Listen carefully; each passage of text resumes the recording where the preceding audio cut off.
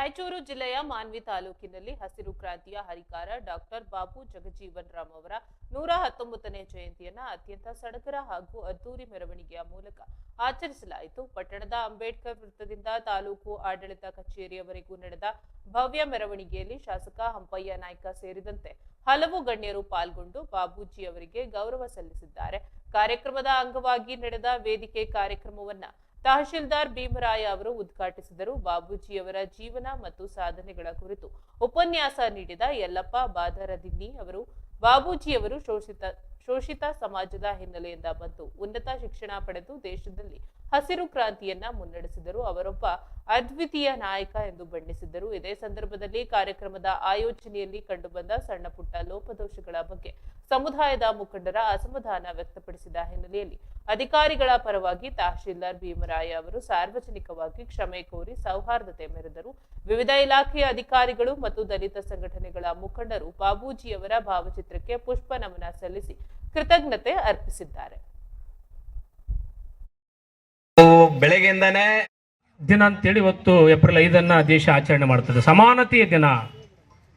ಬಾಬೂಜಿಯವರ ಹುಟ್ಟು ಹಬ್ಬವನ್ನ ಸಮಾನತೆಯ ದಿನವನ್ನಾಗಿ ಇವತ್ತು ಇಡೀ ದೇಶ ಆಚರಣೆ ಮಾಡ್ತಾ ಇದೆ. ಹಾಗಾದ್ರೆ ನಾವು ಇದುವರೆಗೆ ಮೆರವಣಿಗೆಯನ್ನು ಮಾಡಿದೀವಿ, ಅನೇಕ ಕುಣಿದು ಕುಪ್ಪಳಿಸಿ ದಣಿದಿದ್ದೀವಿ. ಇಷ್ಟಕ್ಕೆ ಸಾಲದು ಡಾಕ್ಟರ್ ಬಾಬು ಜಗಜೀವನ್ ರಾಮ್ ರವರು ಮತ್ತು ಸಂವಿಧಾನ ಶಿಲ್ಪಿ ಡಾಕ್ಟರ್ ಬಾಬಾ ಸಾಹೇಬ್ ಅಂಬೇಡ್ಕರ್ ಅವರು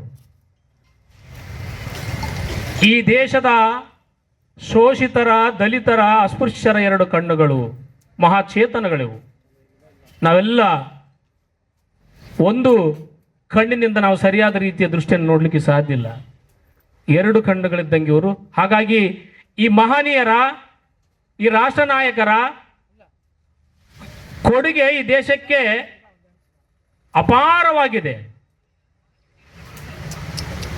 ಯಾರು ಈ ದೇಶದಿಂದ, ಈ ಶಾಲೆಯಿಂದ ಹೊರಗಿಟ್ಟರು ಅವರೇ ಈ ದೇಶದ ಸಂವಿಧಾನವನ್ನು ಹಣೆಬರ ಬರೆಯುವಂತ ಕೆಲಸವನ್ನು ಇವತ್ತು ಬಾಬಾ ಸಾಹೇಬ್ ಅಂಬೇಡ್ಕರ್ ಅವರು ಮಾಡಿದರು. ಇವತ್ತು ಯಾರು ಅತ್ಯಂತ ಕೆಳಮಟ್ಟದಲ್ಲಿ ಇಟ್ಟಿರ್ತಕ್ಕಂಥ ವ್ಯಕ್ತಿ ಅಂತ ಏನು ಈ ಸಮಾಜ ಹುಟ್ಟು ಹೋರಾಟಗಾರ, ಸ್ವತಂತ್ರ ಹೋರಾಟಗಾರ ಹಾಗೂ ಹಸಿರು ಕ್ರಾಂತಿಯ ಹರಿಕಾರ, 14ನೆಯ ಉಪ ಪ್ರಧಾನಿಯಾಗಿ ಭಾರತ ದೇಶದಲ್ಲಿ ಅತ್ಯಂತ ಅಭಿವೃದ್ಧಿ ಪಥವನ್ನು ಸಾಧಿಸಿದಂಥ ಧೀಮಂತ ರಾಷ್ಟ್ರ ನಾಯಕರುಗಳಲ್ಲಿ ಡಾಕ್ಟರ್ ಬಾಬು ಜಗಜೀವನ್ ರಾಮ್ ಅವರು ಮುಂಚೂಣಿಯಲ್ಲಿರ್ತಾರೆ. ಬಿಹಾರದ ಒಂದು ಸಣ್ಣ ಕುಟುಂಬದಲ್ಲಿ ಜನಿಸಿದಂಥ ಇವರು ಒಂದು ಒಳ್ಳೆಯ ಶೋಭಿರಾಮ್ ಮತ್ತು ವಾಸಂತಿ ದೇವರ ಮಗನಾಗಿ ಹುಟ್ಟಿ ಚೆಮ್ಮಾರ ಅನ್ನುವಂತಹ ಕುಟುಂಬದಲ್ಲಿ ಜನಿಸಿದಂಥ ಇವರು ಸಮಾಜದಲ್ಲಿ ಇರ್ತಕ್ಕಂಥ ಅಸಮಾನತೆಯನ್ನು ಹೋಗಿಸ್ಲಿಕ್ಕೆ ಶಾಲಾ ಕಾಲೇಜು ಅವಧಿಯಲ್ಲಿನೇ ಸಹಿತ ನಮ್ಮ ಈ ಸಮಾಜದಲ್ಲಿ ಇರ್ತಕ್ಕಂಥ ಅಸಮಾನತೆಯನ್ನು ಹೋಗಲಾಡಿಸಿದವರು.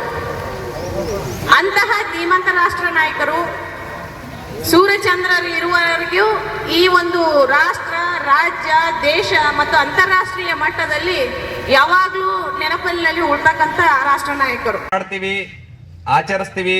ಯಾವುದೇ ಜಯಂತಿ ಇರಲಿ, ಅದು ಶರಣರ ಜಯಂತಿ ಆಗಿರ್ಬೋದು, ಮಹಾತ್ಮರ ಜಯಂತಿ ಆಗಿರ್ಲಿ, ಜಯಂತಿಯ ಕೊನೆಯ ಉಪಸಂಹಾರ ಏನಾಗಿರ್ತದಂದ್ರೆ ಜಯಂತಿಯಿಂದ ಜಯಂತಿಗೆ ಆದ ಬದಲಾವಣೆಗಳೇನು, ಅದು ಸಮಾಜದಲ್ಲಿ ಆಗಿರ್ಬೋದು, ತಾಲೂಕಿನಲ್ಲಿ ಆಗಿರ್ಬೋದು, ಜಿಲ್ಲೆಯಲ್ಲಿ ಆಗಿರ್ಬೋದು, ದೇಶದಲ್ಲಿ ಆಗಿರ್ಬೋದು. ನಾವು ಅವುಗಳ ಬಗ್ಗೆ ಚಿಂತನೆ ಮಾಡದೆ ಹೋದ್ರೆ ಇನ್ನೊಂದು ಜಯಂತಿ ಬರುತ್ತೆ, 2027 ಬರುತ್ತೆ, 2028 ಮತ್ತೆ ಮತ್ತೆ ಮತ್ತೆ ಜಯಂತಿಗಳೇ ಬರುತ್ತೇವೆ. ಆದರೆ ನಮ್ಮ ಬದಲಾವಣೆಗಳು ಸಾಧ್ಯ ಆಗಲ್ಲ, ಅದು ಯಾವುದೇ ಜಯಂತಿ ಆಗಿರಲಿ. ಸೊ ಹಾಗಾಗಿ ಪ್ರತಿಯೊಂದು ಜಯಂತಿಗೆ ನಾವು ಚಿಂತನೆ ಮಾಡಬೇಕಾಗಿರ್ತಕ್ಕಂಥದ್ದು ಸಮಾಜದಲ್ಲಿ ಇನ್ನು ಏನೇನು ಬದಲಾವಣೆ ಆಗಬೇಕು, ಸಮಾಜದಲ್ಲಿರ್ತಕ್ಕಂಥ ಯುವಕರು ಯಾವ ಪರಿಸ್ಥಿತಿಯಲ್ಲಿದ್ದಾರೆ, ಯಾವ ಮಾರ್ಗದಲ್ಲಿ ಹೋಗ್ತಾ ಇದ್ದಾರೆ, ನಮ್ಮ ಮಕ್ಕಳ ಭವಿಷ್ಯದ ಮುಂದಿನ ಮುನ್ನಡಿ ಏನಾಗಿರ್ಬೇಕು ಅಂತವೆಲ್ಲ ಯೋಚನೆ ಮಾಡ್ಬೇಕು, ಕುರಿತು ಯೋಚನೆ ಮಾಡ್ಬೇಕಾಗಿದ್ದು.